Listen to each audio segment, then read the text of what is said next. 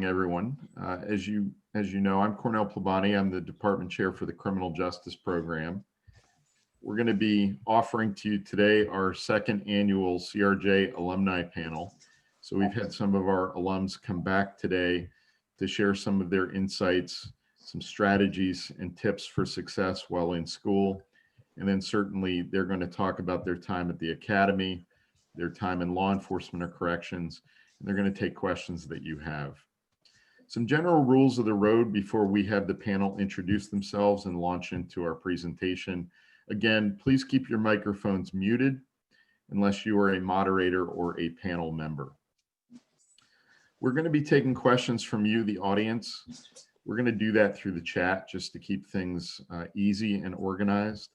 I do have a list of questions that I'm going to use to get the process started. But if you have questions, and I hope that you will, please provide them in the chat. I will monitor that chat pretty closely, and I will try to get most, if not all, of those questions out and answered for you. So maybe we can begin now with an introduction for our panel members. If we could go around and have you introduce yourself. When did you graduate from EMCC?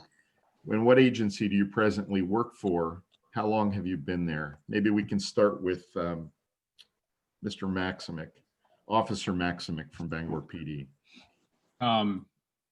Officer Maximic, I've been with Bangor Police Department for about 7 months. Graduated from Eastern Maine 2018. Took a year and kind of worked, and then decided to start applying to law enforcement, and I think I got hired in April. So it's been about 6-7 months since I've been hired. So. And your law enforcement career started at the very beginning of the pandemic. Yes, so I got to see it all. So you trial by fire. Yep. Maybe we can move to Officer James from Orono PD. My name's Courtney James, work at the Orono Police Department. I've worked there since May of 2016 when I graduated from Eastern Maine Community College. I've worked there ever since, no plans to leave.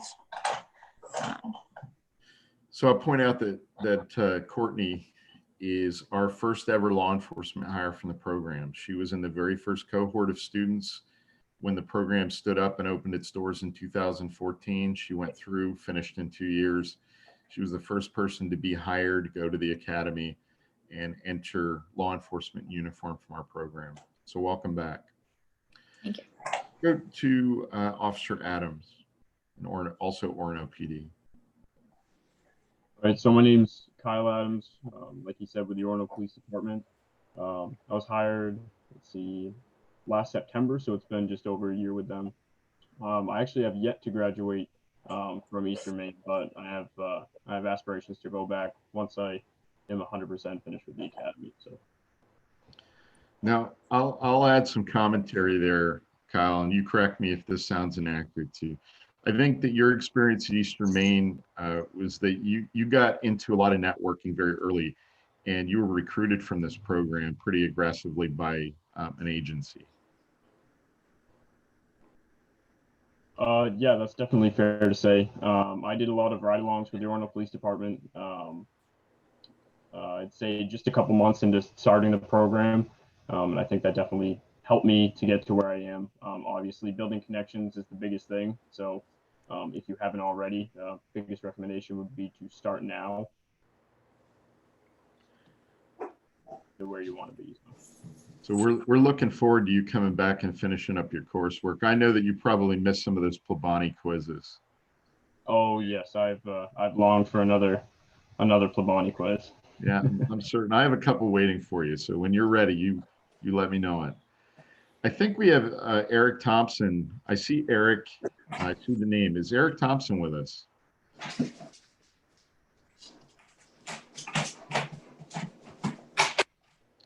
Maybe we're having some technical difficulties. We'll swing back in a moment or two. I also see that we have with us today Ashley Lassell, soon to be Officer Lassell for the Lincoln Police Department. Would you like to give an introduction?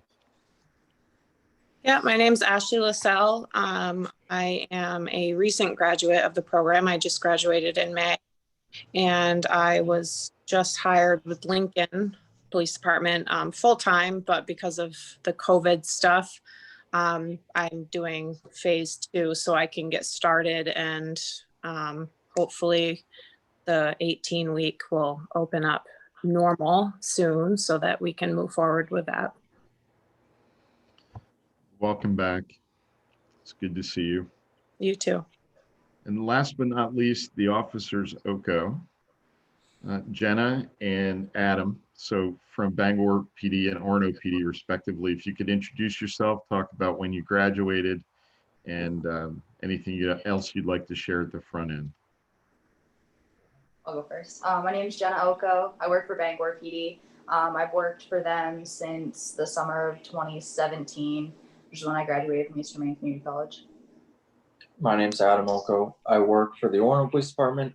I went to the Eastern Maine Community College part-time. I didn't also graduate. I've worked for Orono since 2017, and I worked as a reserve officer for a while before they sent me to the academy, and now I've worked there for just about 3 years. Well, welcome back. It's good to see both of you. Not that I don't necessarily see people outside of this environment, but it's good to see everybody in one place again. Let's move into some questions for the panel that hopefully will reveal some of your experience, some of the things that you learned while you were a student, how you used your learning to translate into your professional careers, and then to talk about things like the academy and law enforcement in your day-to-day lives. First, I want to ask, and I'll take a volunteer from the panel, what personal qualities or abilities were important to your success as a student?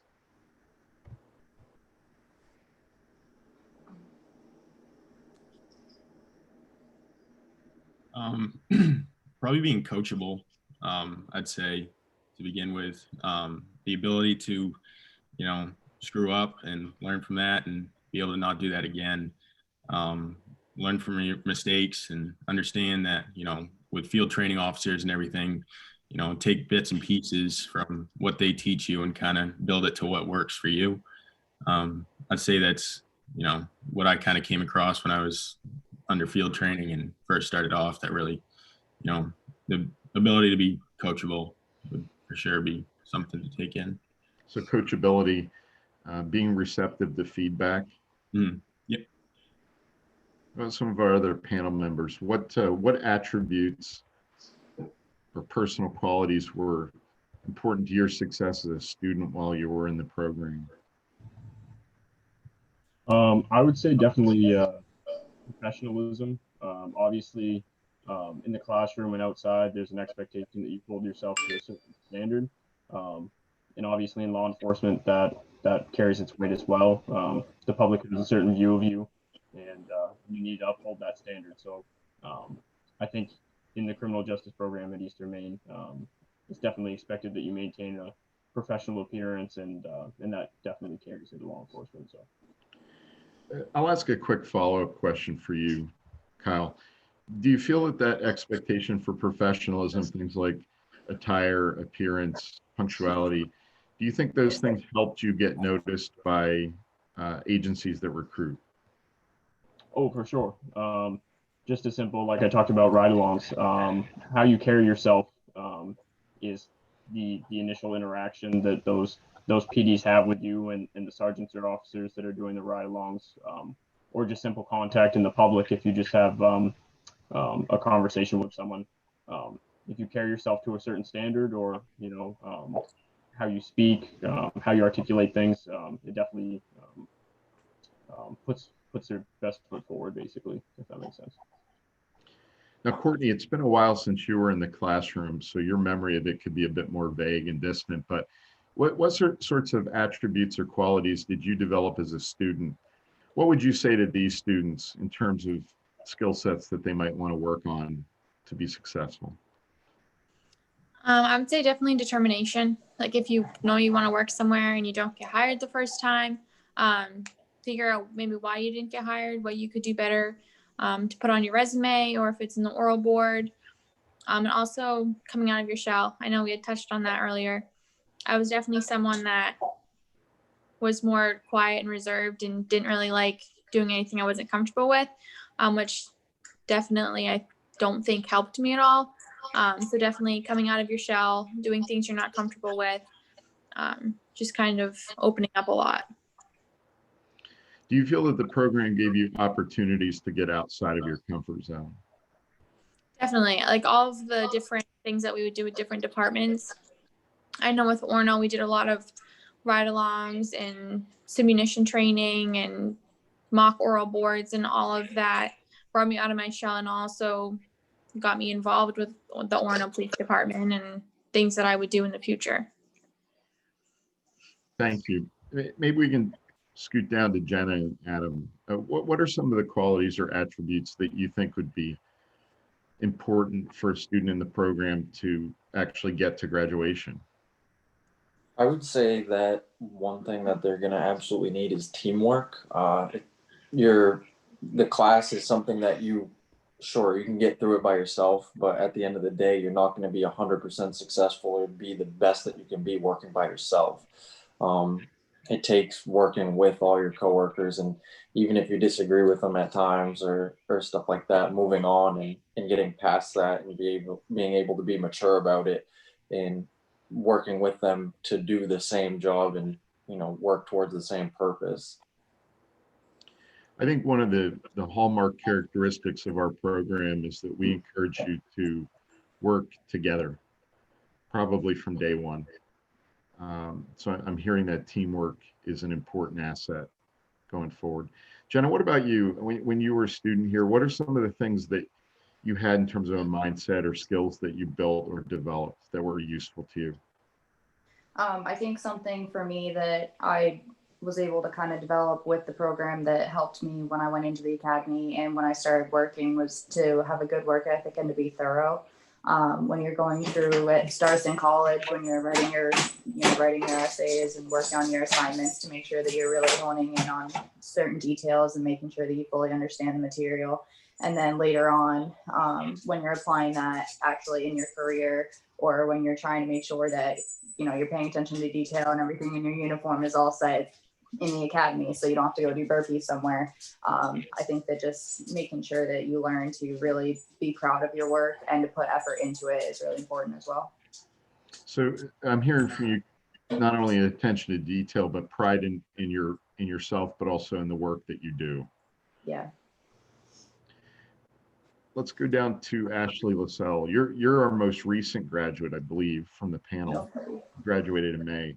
What are some of the things that you would say to these students? If you don't have this skill or ability, you should really develop it if you want to be successful. I would say, other than what others have already touched on, biggest thing, your behavior. Everybody knows somebody, and how you act publicly, whether you're in uniform or not. It reflects who you are. And I think sometimes people let that get by them. They might think that, if they're not in the classroom or they're not on duty, that they can act, whether it's inappropriate or just immature.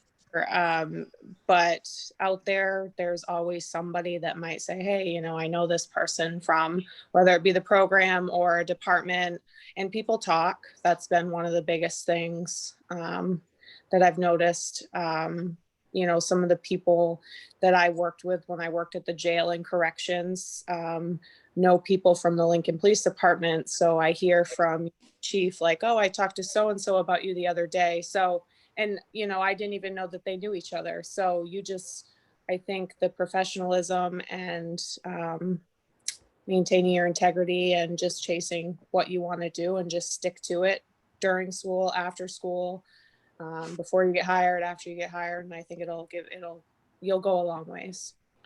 Just a quick question as a follow-up for the panel, maybe a quick show of hands. How many of you would agree that Maine is an admittedly big state, but the law enforcement community is actually quite small? People talk to one another. Yes. Absolutely. I want to encourage students to use the chat. So please provide questions and we'll make sure that the panel members get them. If you have a general question, just put it into the chat. If you have a question for a specific officer, just let me know that, and I'll make sure that they receive it. Let's move to, what was the biggest obstacle you faced while earning your associate's degree at EMCC, and how did you overcome it? Again, what was the biggest challenge, hurdle, or obstacle for you?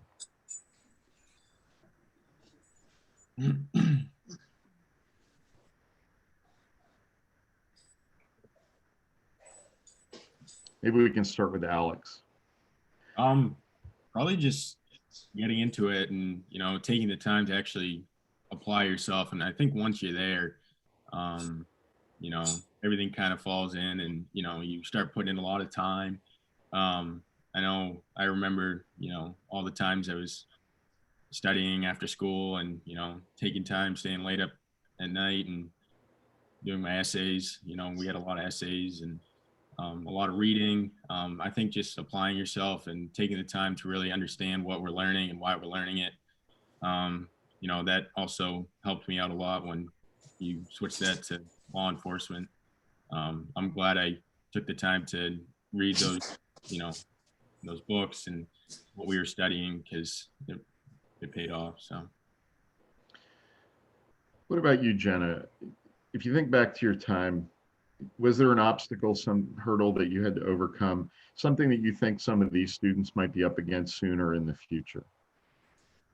For me, I was not a good test taker when I came out of high school, going into college. So I think definitely your exams were always very thorough, and you had to really think about what you were reading and what the question was actually asking you. So I remember I struggled with that at first, and I had to really invest a lot of time into making sure I took the time outside of class to study and talk with other peers and make sure I really understood what we were learning, so that when it came time to take the exam, that I could be successful at that. So I think during my time in school, I had to really focus on that skill and kind of grow my abilities over time in order to be able to get through the program, and get the most out of it that I could, and really make sure I was understanding the material. That way, once I started work, I could apply the knowledge that I learned and understand what I was doing once I got on the road. So, do you find that there was a correspondence between developing good test taking skills and being successful at the academy? I think so. There is a very large academic portion of the academy too that you might not necessarily think about when you're first going there. You might be thinking about doing scenarios and doing, physical fitness. And there were a lot of people in my academy class that, sometimes would still struggle when it came time to take exams. And that is a big part of your blueprint. So I think that learning how to test and how to do well in school and make sure that you could understand material and figure out what worked best for you was really helpful for me. I see some questions coming up in the chat. I'm going to make sure I get to those. We have a question from Evan Lee. What is the best way to build connections with departments with the pandemic happening? Would anyone like to weigh in on that question? I think some departments are still doing ride-alongs, especially if you voice that you are very interested and not necessarily just checking out your options. But if you let them know that you are interested in their department, and you do plan on graduating soon, it would be interesting working there. I think that some departments would still be interested in allowing you to do a ride-along. And you can still email officers, ask them questions, get different contact information. I mean, you can still develop a relationship with someone, even if it's just through email. They can see that you're still interested in everything, even if you're not necessarily with them in person. Any other recommendations from our panel members about building connections during the period of the pandemic? I would say the way that I did it was I didn't rush when deciding what I wanted to go with. I spent quite a few months deciding, or I guess seeking the best route that I wanted to take as far as, the turnover rate, the benefits, the advancement opportunities, pretty much everything you could think of. And when Lincoln came across, I reached out to Chief. He had no idea who I was, and I basically just introduced myself, told them I was a graduate of the program. I was interested in learning about their department, so on and so forth. So it's almost like I knew them before I even knew them. So when I went for my oral boards, I was very comfortable. I had already had conversations with them. And then, fast forwarding to now, I've already built some good relationships with people that I'll be working with. So I think that that's definitely a good thing to think about too. But one of the things I'm hearing from the panel on this question is that students should really be taking the initiative to build their networks professionally, and they should be doing it sooner rather than later. Yes. Is that a fair statement? Yep. We have I want to read to you, Eric Thompson is with us. He's having some computer issues for video and audio, but he's available. Eric Thompson, like Courtney, was an early graduate of our program. He has worked at the Maine Department of Corrections at the Maine State Prison for 3 years. So welcome, Eric. I could see your box with your name. We know that you're here. If there are questions related to corrections, Ashley LaSalle did work at the Hancock County Jail, and of course, Eric is presently a corrections officer at the Maine State Prison. So please ask questions about corrections as well. I have a question from Becca Peters. How were you able to balance academic studies with your physical training required for the academy?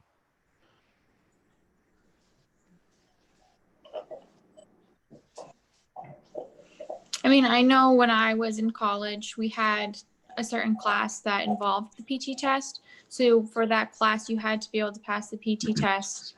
So you kind of had more motivation and a reason that you needed to stay fit.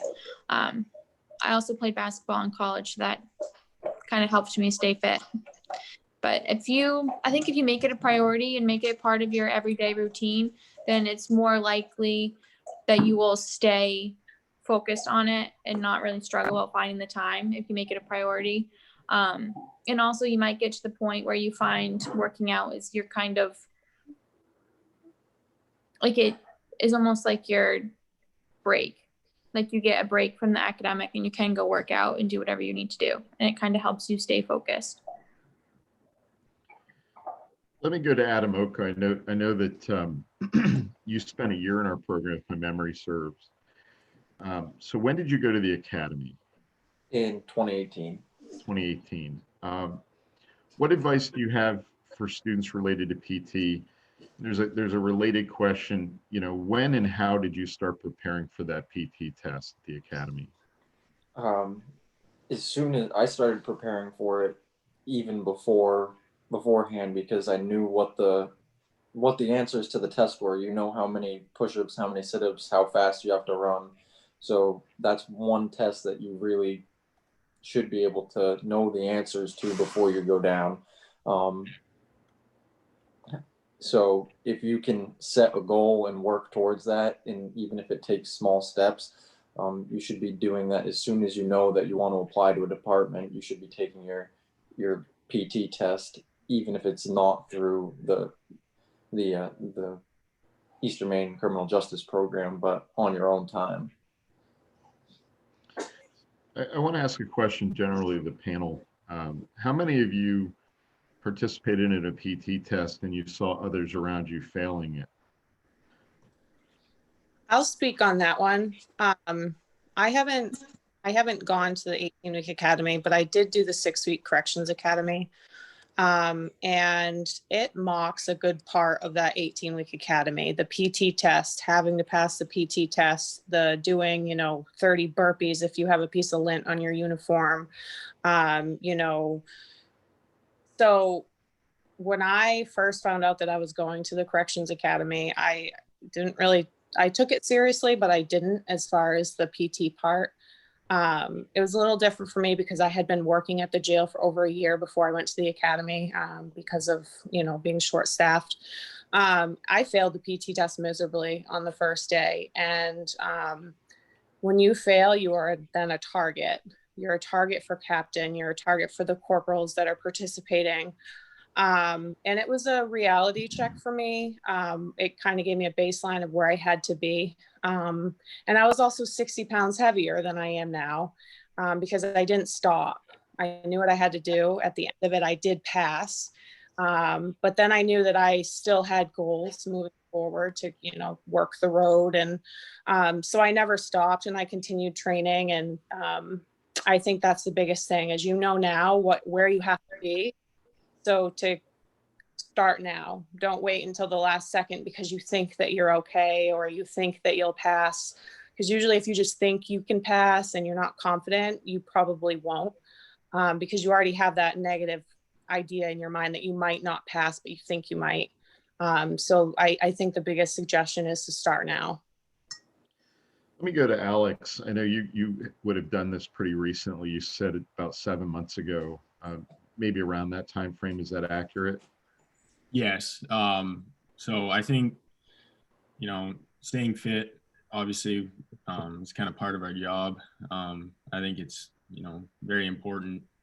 I think with our police department as well, we actually get paid to pass the PT test. So that's a huge incentive, and also kind of puts into perspective as to how important it is for us. All throughout college, I think, especially with the Student Police Academy, that was awesome to be able to work out while you're at school and be graded on it. We also got to, learn different ways to work out and how to get by. So. Just a quick show of hands, you do reference our Eastern Maine Community College Student Police Academy, which is going to be entering its sixth iteration in the spring of 2021. How many of you who are now in uniform attended our Student Police Academy? So it looks to me like everyone. It's worth pointing out to those who are not aware that we do have a Student Police Academy. You have to work to earn entry into it. You can't simply sign up for it. You must be nominated by one or more faculty members. And so once nominated, you have to pass the Academy PT test. We use the exact same standards that they use. Failing the PT test won't exclude or disqualify you, but by the end of the Student Police Academy, meaning at the end of that 15 weeks, you have to pass the Academy PT test. To help people do these things, we have a 1-credit PT lab, which runs every spring. It's taught by the wellness manager at Northern Light Healthcare. That is open to all students, not just students in the SPA. The SPA students are required to take it, but if you're interested in getting a handle on your PT, spring registration begins on Monday, so it's something to think about. Want to ask, we have a question here about the hiring process. I'm going to wrap 2 questions together. Starting with your job search, what are some of the things that you believe make students more competitive in hiring processes? And what was the most challenging thing about getting hired into law enforcement or corrections? How about Jenna? What do you tell these students about applying? What was challenging about the hiring process? Maybe you can describe that process for people. Sure. So just a brief explanation of the hiring process, at least how I did it with Bangor. So there's multiple steps. It's not really something where you just kind of put in your job application and send it in and call it good. You have oral board, which is a panel of a couple different police officers. For me, it was, I believe, my 1 or 2 lieutenants and a sergeant and a patrol officer, I believe, were on my panel. And you have to talk with them and answer questions. They'll ask you scenario-based questions. They'll ask you questions about yourself, why you want to be a police officer and everything like that. You have to take a polygraph test, which was a very interesting experience. It's a little nerve-wracking. You get hooked up to all kinds of machines and they ask you questions about your past. And it's one of those things where you can't fail as long as you're honest. So that was something that even, if you had something in your past that you need to talk with your department about as far as the hiring process is concerned, as long as you were upfront and honest with them about it, you could pass that. You had to have a physical with your doctor to make sure that you were healthy, that they had you go and do. You had to have a psych examination. With mine, I had to go and I sat down with the psychiatrist for, I believe, an hour and a half, and had to take different questions, like an exam on the computer. I had to sit down with her and talk to her about my past. So it's a very extensive process. There's a lot that goes into that. And so for me, just, really sticking with it is important. And you have to make sure that you're just very upfront with everyone about things that happened in your past, your goals for the future. You really need to know why you want to get into this job. I don't think that it's an easy career to get into, so you need to be in it for the right reasons and to make sure that it's something that you're able to kind of be comfortable dealing with in the long haul, because it does affect you in a lot more ways than just at work. It's your personal life, your professional life.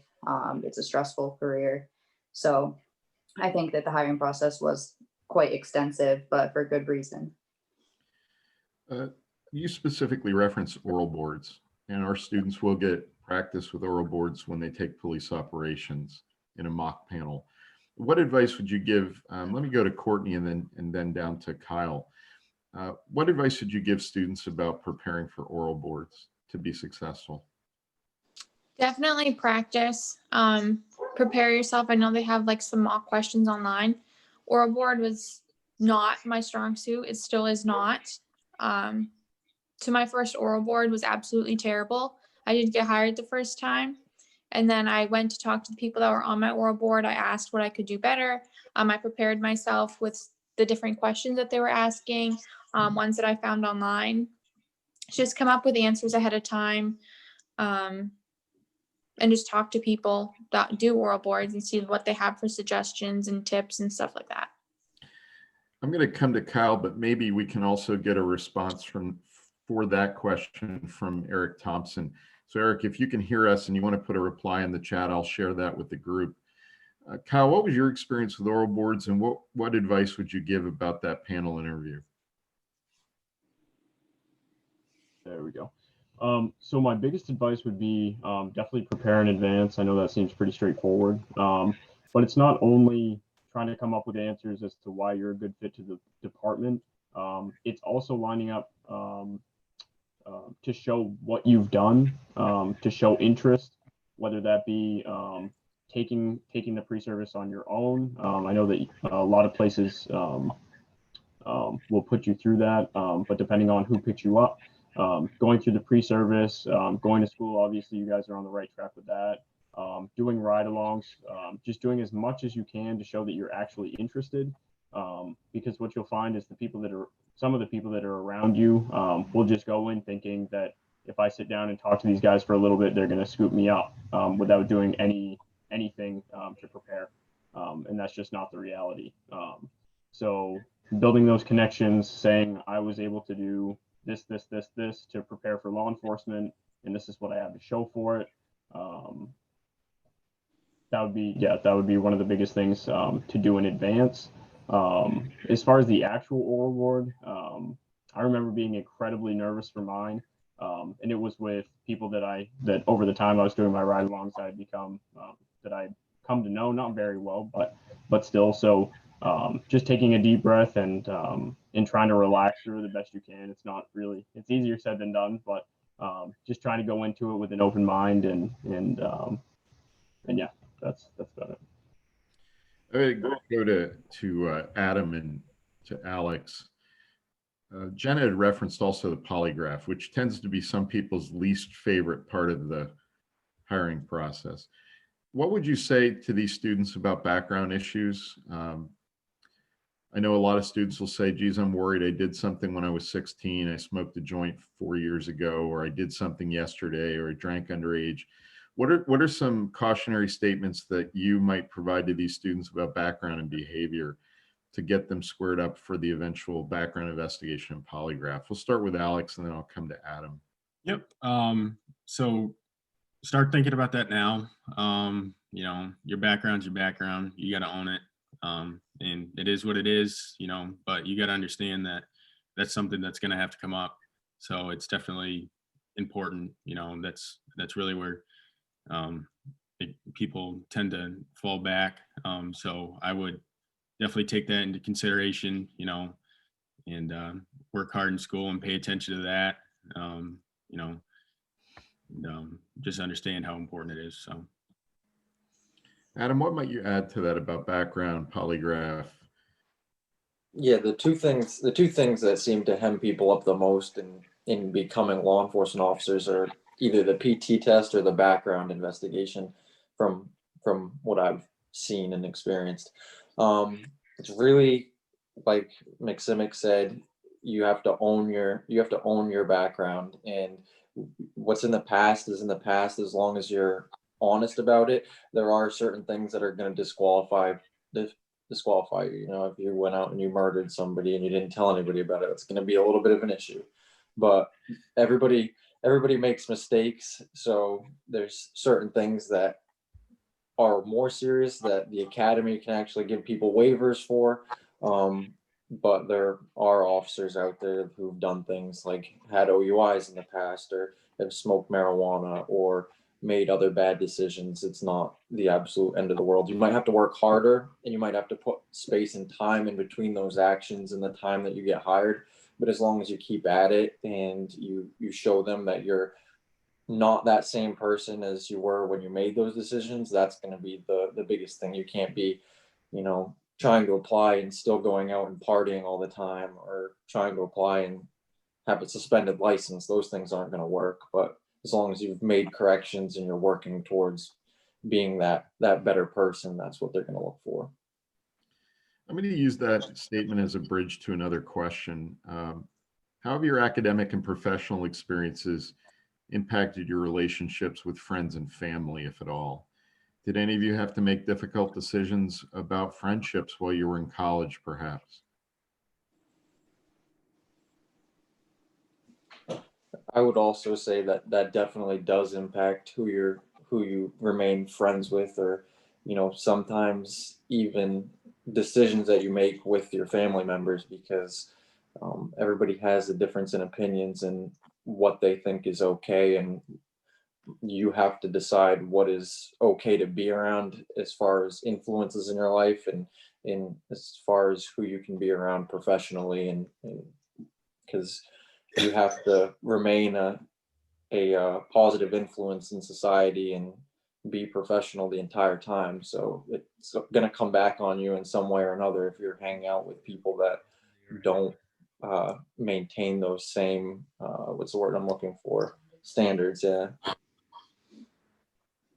So maybe I'll go to Kyle and then to Ashley. Do you think that guilt by association is a problem for some people when they're looking to be hired? You know, it's not that you use drugs, but your best friend does. Do those sort of things, do you think they impact people's ability to rise to the top in a hiring process? What is your view on that? I definitely think that's the fact. And like I said, it goes along with professionalism. And obviously, if you're trying to go into this role as a law enforcement officer, and your best friend is you know, smoking pot or doing drugs on the weekend, and the agency goes to do their background investigation on you, and multiple people indicate that your BFF is doing these things, then that's not gonna look very good as to where your mindset's at, and who you associate with. So the expectation is that you're gonna, as I said previously, hold yourself to a higher standard. So getting into a profession like this, it comes with tough choices as to who you're gonna interact with and who you're going to let into your life. And unfortunately, with that, you kind of have to make that choice as to who you're gonna keep on board and who you're gonna kind of set to the side, whether or not they're gonna be good for your future or not. Ashley? I think I definitely think that when you are in this field, you find out not so much like who your true friends and family are, but sometimes you have to make that hard decision, letting one go, maybe just for whether it's just a bad influence, or like, for example, I have a good friend who, she's never done anything wrong. She's not into drugs, alcohol, and all that stuff. But she does have the police are bad, defund the police mentality. So it makes it hard for us to kind of have that friendship that we used to have. And I just kind of learned to let go. And I mean, it happens, especially nowadays. I think, as police officers, we have this dark shadow that everyone thinks we're bad, and we're not. But some people don't want to give you that chance. But I think definitely like who you're around and what you do in your spare time can influence you, and it can come back and bite you if you're making bad choices. Just because you think somebody, back to what I said, you might think, oh, nobody will know me, nobody will see me, all is good, because you really never know. We do have a couple of other hiring related questions, but I want to follow up on something. Maybe I can go to Courtney first and then ask the rest of the panel to chime in. How has going into law enforcement or corrections changed your view of and use of social media? Social media is huge. I mean, before I was applying places, I didn't really think much of it. My friends would post pictures and tag me in them, and I didn't realize that everyone could see those pictures. Granted, I was not like I was out smoking weed and those pictures were on there. But if all my friends, we were all at a party, I wasn't drinking, and they had pictures drinking, they were now on my Facebook. Even if I wasn't the one that was drinking, it still looks just as bad. So I think I don't post stuff on there, unless it's just like pictures of my dog, which it usually is. And it's a lot more private. I don't post anything for the public, so you can't see anything unless you're my Facebook friend. And I don't post politics. I don't post anything that could be political, because people will see that you're a cop. They'll screenshot your post and then they'll send it to your chief or the town manager and make a big deal out of it. And then if you are applying somewhere, the first thing we do is we all go creep your Facebook, go creep your Instagram, and look at what you're posting. Maybe we can go to Alex and Jenna, both working as officers in the Bangor PD. What has been your experience with Bangor PD? They have one of the largest, most followed social media pages in terms of their Facebook page. But how for you personally has being a law enforcement officer changed your use of social media? You can go ahead, Jenna. Oh, sorry. Thanks. So for me, I think I definitely agree with Courtney. I locked down all of my social media. I made it all private. I really got rid of any people that I didn't truly know on there. Because that's another thing. I would find that sometimes people even look up your Facebook and try to contact you through social media after you've interacted with them in some type of professional capacity, whether it's about a case or if they are trying to, friend you after or something like that. So for me, I definitely agree with Courtney that I had to learn to shut everything down, make it all private. And people are definitely watching the things that you post and the things that you say on there. That's one of the first things that anyone really looks at. It's so accessible as well. It's easy to Google someone or go on their Facebook or go on their Instagram and see everything that they're saying. So there's just a huge, focus on social media and on the internet right now that you have to really make sure that you're careful about what you're saying on there and how you're representing yourself online as well as in person. I agree with what Jenna said. There's definitely kind of a privacy issue when it comes to social media, and take that into consideration, especially when you're working with people on the streets and, friends and family as well. Me personally, I would lock that down and pay attention to who's posting stuff and tagging you and what you're posting. Social media as well as conducting yourself professionally in public go hand in hand. And just kind of know that, people are watching that. So I have a question from a student related to the fine line between getting hired and not getting hired. What would that line be? And he said, I had heard from previous officers, as long as it's not a felony and you're honest, you'll usually be fine. Someone weigh in on that for us. I don't know that there's a black and white answer to that question. I think that it's all dependent on who else is in your hiring process and your overall background in comparison to what you've done. If you have two people that are the same exact qualities, the same exact personalities, the same traits, they can offer the same things, but one person smoked weed and one person hasn't, you might, tend to go with the person who hasn't smoked weed. But maybe they'll go with the other person if they have a better personality. I don't really have a black and white answer. I think to add on to that too, something else to think about is there may be factors that are out of your control as well. When I applied, I was young.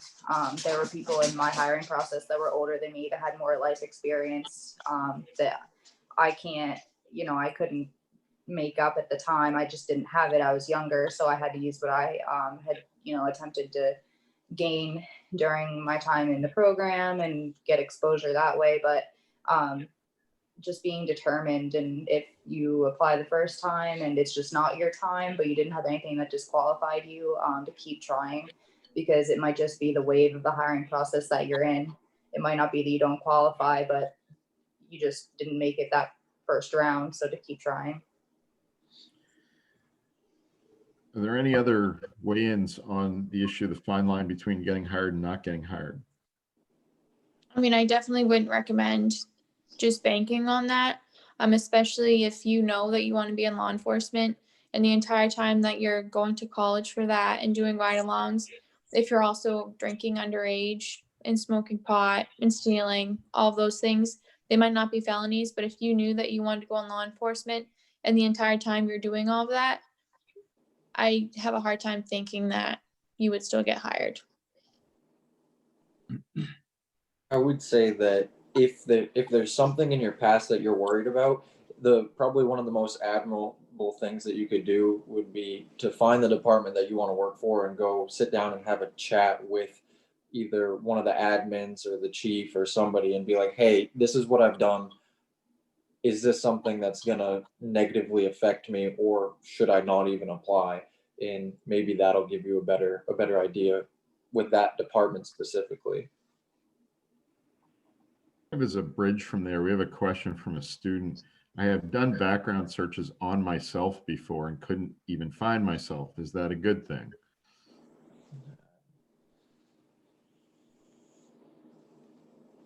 So the background check that they're doing isn't necessarily just a Google of your name.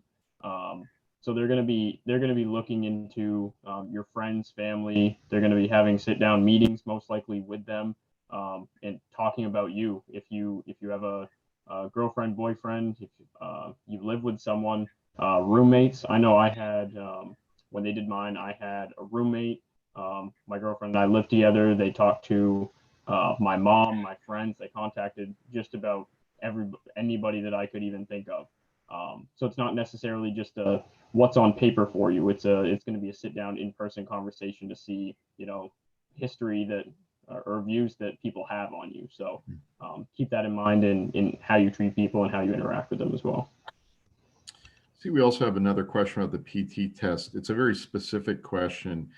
I would say that if you want the specific age and gender normed standards for the Maine Criminal Justice Academy PT test, you go to the Maine Criminal Justice Academy website. All those things are available there for you, as to push-ups, sit-ups, and I believe it's a 1.5 mile run. Is that correct? Yeah. I want to ask another question of the group.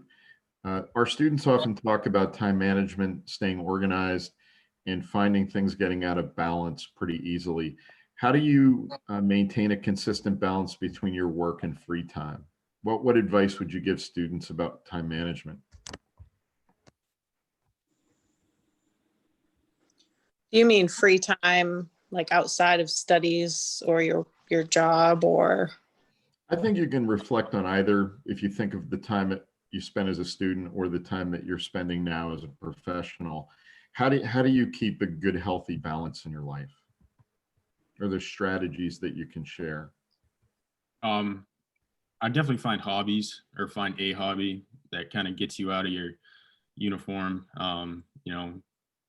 get together with some good buddies, and I like hunting and fishing, and that's kind of how I get away from work, and and when you come back to work, you're fresh and you can get right back to it. So I think my recommendation would be definitely to find a hobby.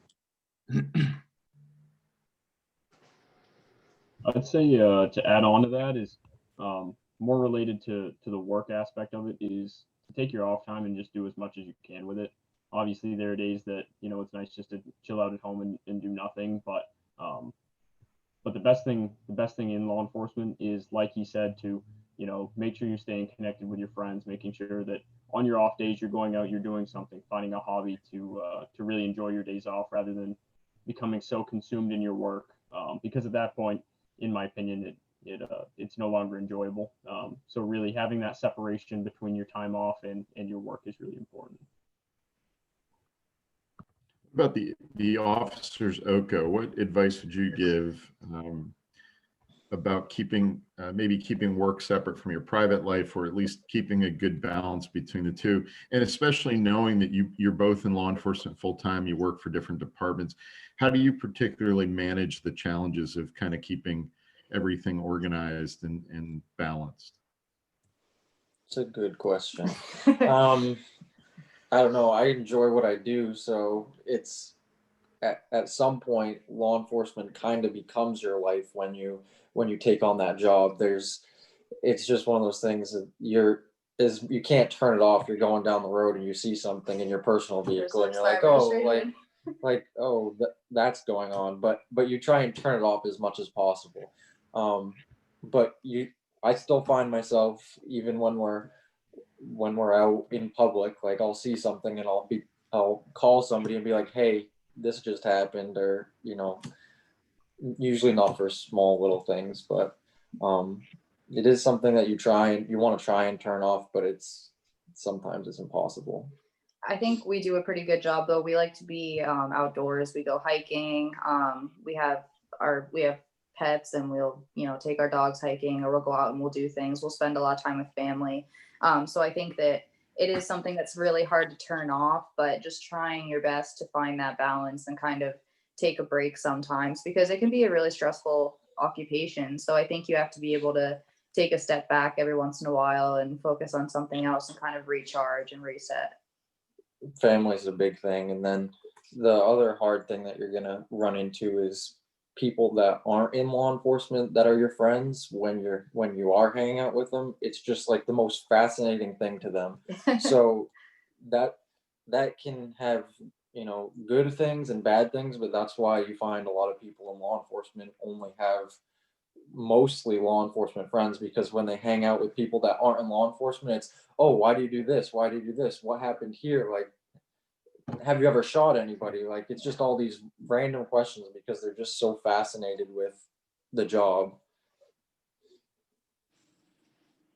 We have about 5 minutes remaining, and I want to ask a question that I think will directly target student success. So we have in our audience students who just began the program, their first semester students. At the same time, we also have some students, I see Daniel Spurgeon with us, who's getting ready to graduate in May, and then he's going to think about going to work very soon. So what is the best piece of advice that someone gave you that you took to heart while you were in college? Maybe we start with Ashley and then we'll work our way around the panel. What's the best piece of advice that someone gave you when you were in college that you took to heart and it helped you? I would say that every single thing that you told me in my time in the program, like, followed me. And somehow, some way, I put it to use every day, whether, would have been through the hiring process or how I've changed over the years. And that you don't just say things just because you feel like talking, that there's a meaning. Somehow there's some sort of meaning behind every single thing that you say in the entire program. I'll point out for the group, her check is in the mail for that endorsement. The spirit of transparency. What about you, Alex? What was the best piece of advice you were given and how did it help you? I I'd also like to back Ashley on that. Really, kind of combined what I've gathered, I mentioned it earlier, was being coachable, and really paying attention to detail, like The fact that I've gotten journal questions. some of the classes that we took, and we got into detail about specific things. Pay attention to the small things. It's going to pay off when you go into law enforcement right after, you come out of college. You're going to remember these things. I know I always go back to my notes in college as well, and refresh my memory on that as well. So I'd say coachable, being coachable. Good, excellent. How about you, Courtney? What was the best piece of advice that someone gave you when you were in college that might be helpful for these students? I would say building connections. Don't ever turn down an opportunity to meet someone or to do some sort of interaction with the police department or the DA's office or whatever it may be. Just take all the opportunities that you get, no matter how stressed or busy you think you might be. It's definitely something important that I wouldn't recommend turning down, because you never know when that connection will come back up and help you out. So we're hearing mentoring, coachability, networking, and opportunities. We'll come to you, Kyle, and then to the officers, Oko. And if Officer Thompson would like to put something in the chat as to the best piece of advice, I'm happy to share that too. So Kyle, what was the best piece of advice that you got? So the best piece of advice goes back to the professionalism aspect, maintaining, that mindset that you would in the classroom and in Professor Plabani's class, how you have those expectations of like we discussed, how you interact with people, how you dress, things of that nature. Not only applying that to your classroom because it's an expectation, but taking that out of the classroom and applying it to your life. When you're walking out in public, you don't necessarily want people to, overly view you or draw attention to yourself for something in that nature. But you definitely want to hold yourself to a higher standard and be recognized as